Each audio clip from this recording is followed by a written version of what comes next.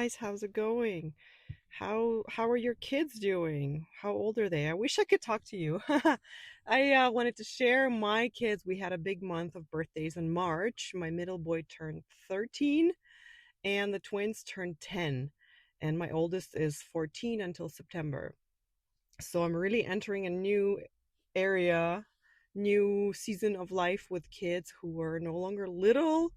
The twins are really starting to become their own people. Now, all of a sudden, they're into hockey, which I'm so excited about because I love hockey and I love seeing them love hockey.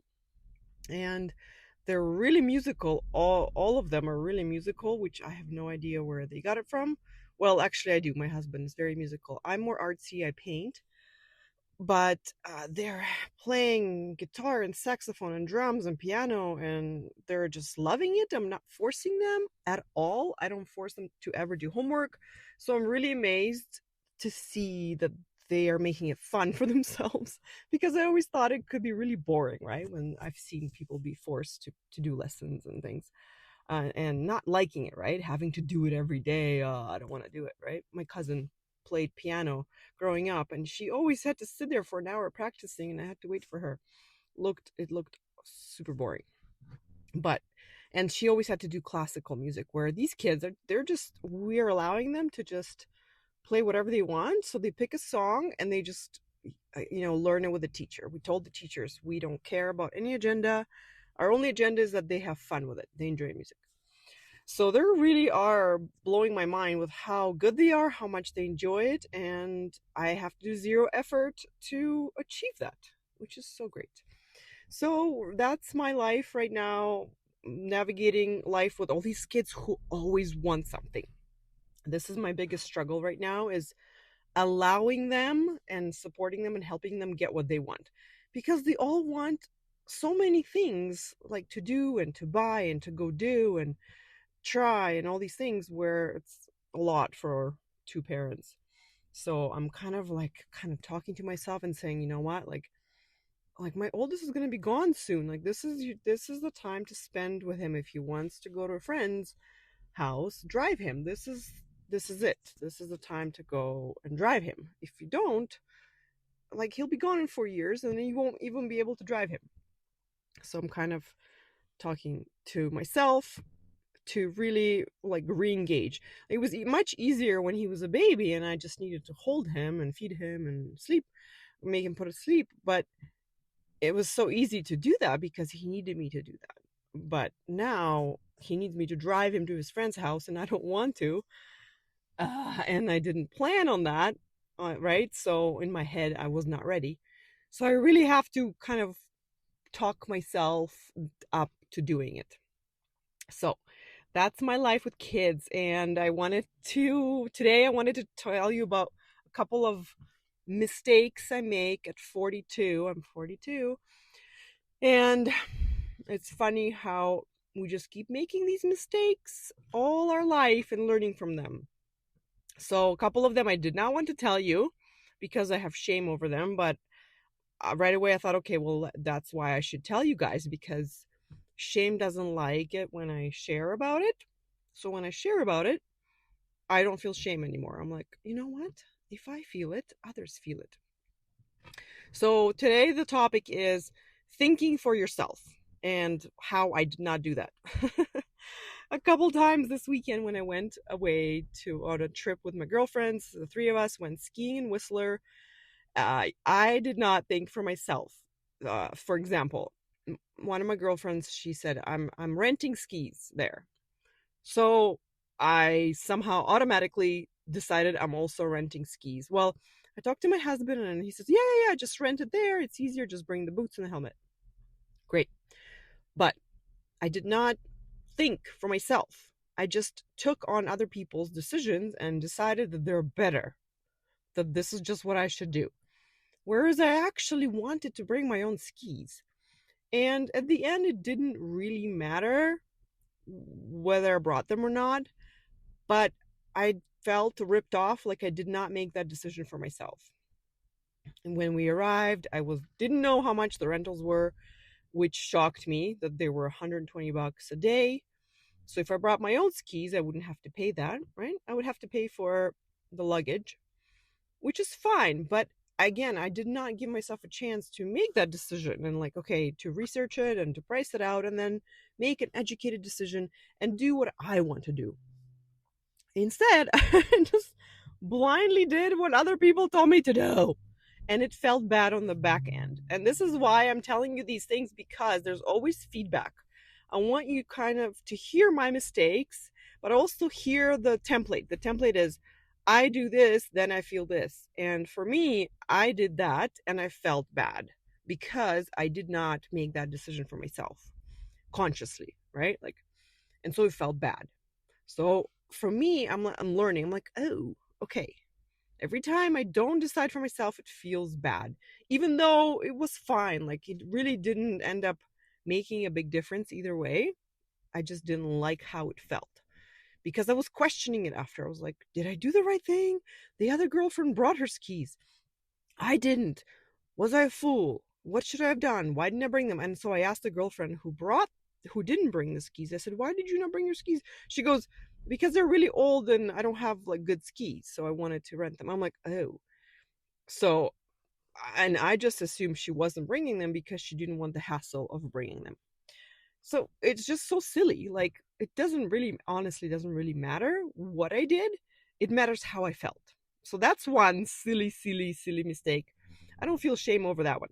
What I do feel shame over is we go to breakfast one morning and my friend Tanya goes, I will buy one croissant and I will buy another croissant to eat after the first one. Because she was just, I don't know, she was just excited to eat croissants or whatever. But what happened in my brain, I was like, oh my God, I have permission to buy 2 pastries for breakfast. What the hell, dude? So instantly I bought 2 pastries for breakfast. And that's shame number 1. Shame number 2 is I ate the first croissant like an animal and proceeded to eat the cheese scone, like another animal, like I've never seen food before. And while I'm eating it, my friend had stopped at the first croissant. She did not eat the second croissant. So here I am stuffing my face like a deprived child, and she is satisfied after 1 croissant. So I'm like, frick! What? Felt bad again. Judgment, super shame. I'm like, oh my God, my food deprivation and food issues and mental health. I'm like, what is going on? Like, what is going on? And I only did it because she did it. Because again, I would have shame if only I did it. I would like never think to buy 2 pastries for breakfast just because it's a bit extreme. But apparently I wanted to do that, and apparently I wanted to eat both of them, and she didn't. So anyway, so that was not me not thinking for myself, like, am I hungry? Do I actually want to eat the second one? And you know what? Like, I want to get to a place where if I want to eat 2 pastries for breakfast, let's do it. But let's not have shame over it. That's another mistake, right? That's another one where I didn't think for myself, felt bad, judged myself, had shame. I mean, we laughed about it, and I was like, oh my God, what am I doing? And but that was a good learning for next day. I'm like, okay, like, obviously I have some feelings of deprivation, like, that I need to address and let myself have whatever I want. So that one, I'm hoping that some of you can relate. Anyway, if you cannot relate to that with food, maybe you can relate to that with other things that you did not think for yourself and you just did what others do and were like, what the heck? I don't even want this. So that's another one that I'm sharing with you. And there was a couple of instances where I felt that I wanted to parent a certain way and I didn't act on it and I regretted it. And I I guess I was too afraid to make that decision, and I defaulted to what my husband decided. And I regretted it because in my gut, I knew this is what my child needs now. And I just needed to be more decisive and trust myself. And again, this is like the theme of lately for me is feeling those feelings like of doubt before the decision, and then deciding the wrong decision, and then afterwards feeling bad and knowing like, oh, I knew what I wanted to do, but I didn't act on it, so I should just trust myself more. And the here's another example of what I did is booking a flight back after this trip. Is I was really debating which flight time to book, because my girlfriends were flying out on a red eye that night, and I wanted to be with them all day and kind of catch a ride to the airport at the same time, but I also didn't want to fly at night. And so I was really struggling. And again, I asked my husband for advice, and my husband gave me the advice to take the latest flight and hang out with my girlfriends. And at that moment, I knew I do not want to do that. I will be so tired. I will not care who I'm with. I will just want to go home. And I'm so glad I listened to myself in that moment and booked an earlier flight and got home at a decent time. And we still had a great time. And this is one of the moments where I actually had wisdom enough to think for myself and not take someone else's opinion and make it my own, right? I was so happy I did that. Oh my gosh. But holy smokes. I mean, so, and then the other big thing that we just did, like my girlfriends and I, we went skiing at Whistler, spring skiing, which is in April, which was not the best. I would not recommend going to a new mountain in spring to check it out because half of the mountain is already melted. There was no snow in the half of the mountain. The top half there was still snow, but like 20% of it was slushy, which is really kind of hard to ski when it's slushy. You fall a lot and it's just not pleasant. It's like it's very hard to ski, not pleasant. The top half is very hard terrain for more experienced skiers or crazy boys like mine who want to do black and double black diamonds, which is just hard terrain. And so we ended up having to ski in this like 25% of the mountain where it was great. But it was also not that great because it was also melting a bit. It wasn't a slushy, but wasn't a great conditions. So again, kind of not really doing our homework enough to make the decision of where we're going. We just kind of blindly, one of them suggested, she said, have a work trip in Vancouver so we can go to Whistler there. And I didn't do any research on that again. I said, oh, great, let's do it. So learning again, to check some things out, like how important is skiing to me on a ski trip? Apparently turned out that it was important. I did not want to waste my own time going to a hill where you can't really ski, And so another mistake.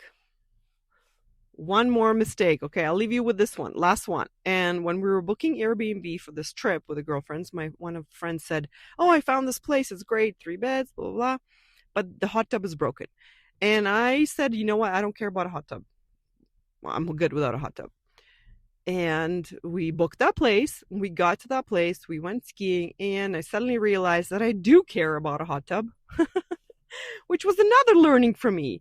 Like, how many times am I going to be wrong about myself and find out?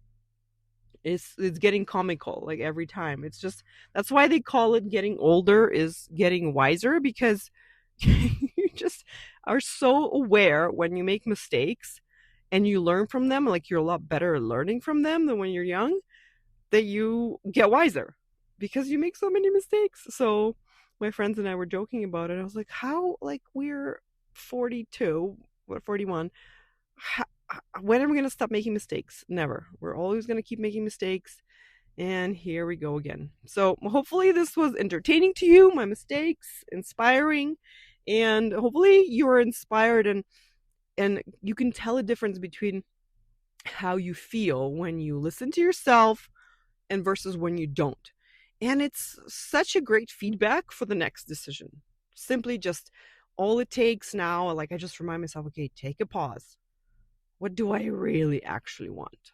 I think I want to take my skis with me.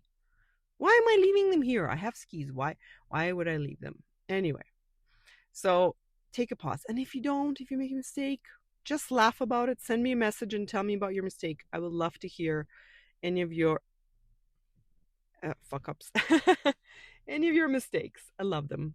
So have a great week. I love you all so much, and I'll see you soon. Bye.